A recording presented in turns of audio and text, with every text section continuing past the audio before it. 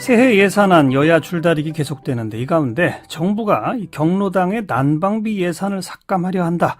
민주당이 반대 입장을 내놨네요. 불효 정권, 토사구팽 정권이란 말까지 나왔는데요. 민주당 최고위원이시죠. 박혜자 의원 연결합니다. 안녕하세요. 네, 안녕하세요. 예, 경로당 난방비가 그러니까 예년 예산에는 있었는데 없어졌다 이 말인가요? 그렇습니다. 얼마씩 있었는데요? 2013년도에 그 경로당 난방비가 293억 편성이 돼 있었죠. 예. 그런데 올해 2014년 내년도 예산안에는 전액 삭감해버린 겁니다. 그래서 사실 아시다시피 박근혜 대통령의 열렬한 지지계층이 이런 어르신들이시죠. 예. 그런데 이 어르신들의 예산은 전혀 배정하지 않겠다라고 하는 의도를 드러낸 것이라고 이제 보입니다. 그러니까 올해 집행된 예산이 293억이다 이거죠. 네, 그렇습니다. 그런데 내년 예산안에는 제로. 네, 그렇습니다. 그런데 민주당 쪽에 보도 자료를 제가 보니까 600억 네. 원 얘기가 나오는데 이건 뭡니까? 네? 600억 원 난방비란 네, 600억 원으로 올리자라고 하는 저희 이제 입장이고요. 작년에는 293억이었는데 이거를 이제 더 올려서 저희 600억으로 편성을 하자라는 안을 내놓고 있습니다. 민주당은 600. 특히 이 법이 저희가 2012년도에 노인복지법을 개정을 했어요. 그래서 국가가 예산의 범위 안에서 경로당의 냉난방 비용의 전부 또는 일부를 보조할 수 있다라고 규정을 했습니다. 그런데 이제 이 법이 실시가 되고 있는데도 사실 예산을 전액 삭감해버린 거죠. 알겠습니다.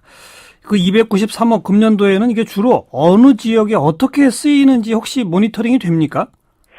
어느 지역이 아니라 이제 어르신들이 한 20명 정도면은 대충 이제 경로당을 설치할 수가 있습니다. 그리고 이제 이 경로당에 대한 이제 박근혜 정부의 생각은 사실상 이게 지방사무다라고 하는 생각을 가지고 있는 것 같아요. 이제 국가사무와 우리가 통상적으로 지방사무로 나누는데요. 이 경로당은 지방사무기 때문에 지원해 줄 수 없다라는 생각도 일부 있는 거 아닌가 그렇게 보입니다. 그러니까 지자체 예산으로 해야지 이건 중앙정부 예산으로 할 게 아니라 이런 생각이라 이 말이죠. 그렇죠. 그런데 이제 제가 그래서 아까 법을 말씀을 드린 겁니다. 노인복지법에 그렇게 경로당의 냉난방비 비용을 지원하도록 그렇게 되어 있는데 이걸 지키지 않는다라고 하는 것이죠. 예. 그럼 당장 금년에 지원 받아갖고서 난방을 해결하셨던 분들은 정부 안대로라면 내년에는 난방을 할 수가 없게 되는 거네요. 그렇죠. 그래서 이제 저희 민주당에서는 보건복지비 상임위 예산 심사 과정에서 이 예산을 냉난방 예산을 600억 원을 넣습니다. 예.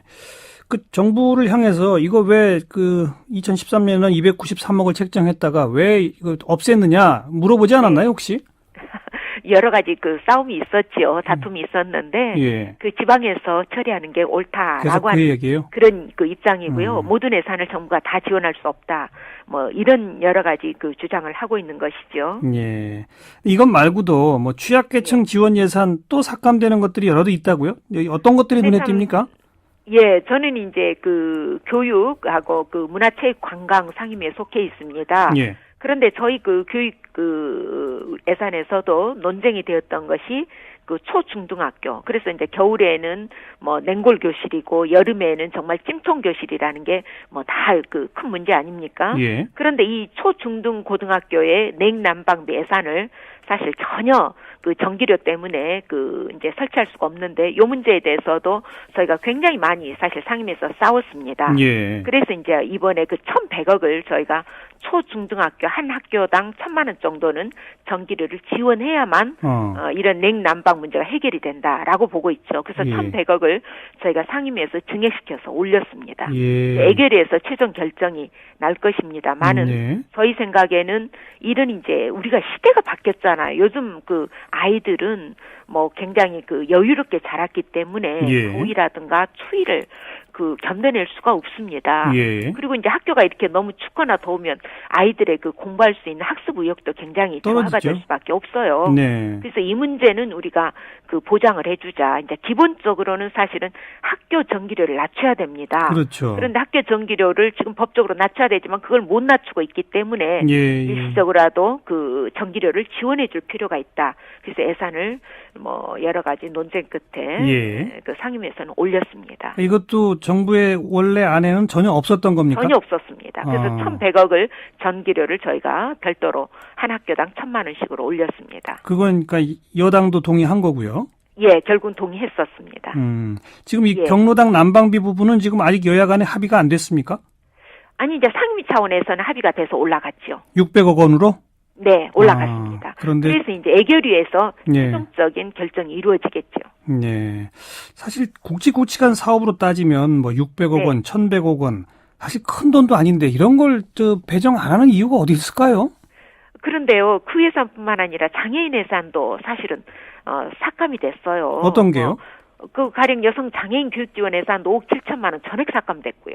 예. 뭐 장애인 출산 비용 지원 사업도 사실은 40% 가까이 삭감이 돼 버렸습니다. 예, 그러니까 예. 이제 말하자면 기존 사업 중에서 보면은 크게 이슈화가 되지 않거나 눈에 띄지 않는 그 복지 사업에 대해서는 그 상당한 그 삭감을 하고 있더라고요. 예. 이건 무슨 얘기냐면 예. 사실 우리가 이제 복지 재정이 한계가 있는 건 분명하지요. 예. 그래서 정치라고 하는 게 어차피 뭐 그 한정된 재화를 어떻게 분배할 것이냐를 결정하는 것인데 그렇죠. 이 결정 과정에서 만약 이슈화가 안 되거나 또 그 뭐 크게 그 가시적인 뭐 그 저기 뭐랄까 성과를 기대하기 어려운 거는 예. 새로운 공약들을 내야 되기 때문에 예. 공약에 관련된 복지 예산들이 사실 큰 예산들이 많거든요. 그렇죠. 그러다 보니까 그런 예산들을 우선적으로 배정하다 보면 기존의 복지 예산을 깎거나 기존의 복지 예산 중에서 눈에 안 띄는 것을 이렇게 전액 빼버리는 예. 이런 게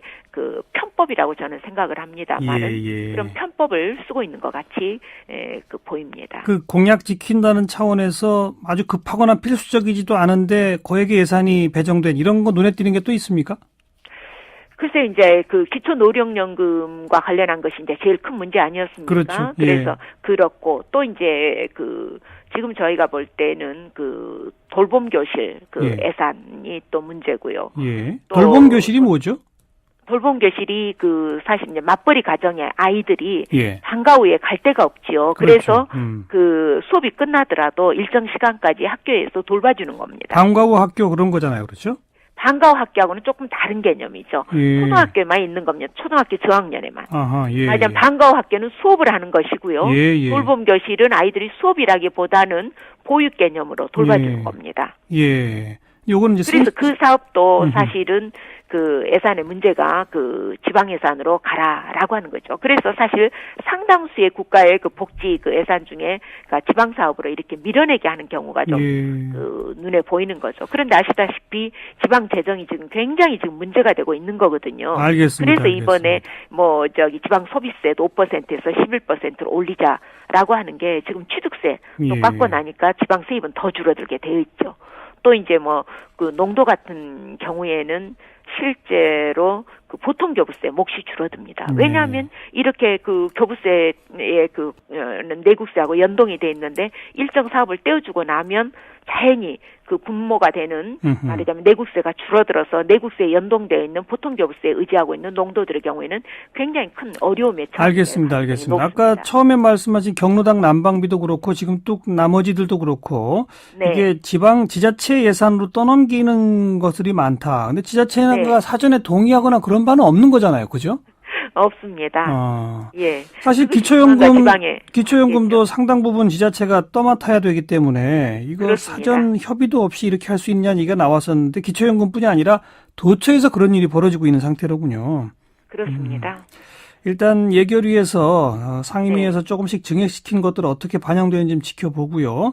지자체하고 중앙정부 사이에 그 분담의 부분 같은 거 사전에 왜 논의가 잘 안 될까? 이것도 꼭 좀 챙겨봐야 될 것 같군요. 그것도 우리가 앞으로는 체계적으로 지방의 동의를 얻는 그런 제도가 마련돼야 된다라고 봅니다. 그렇죠.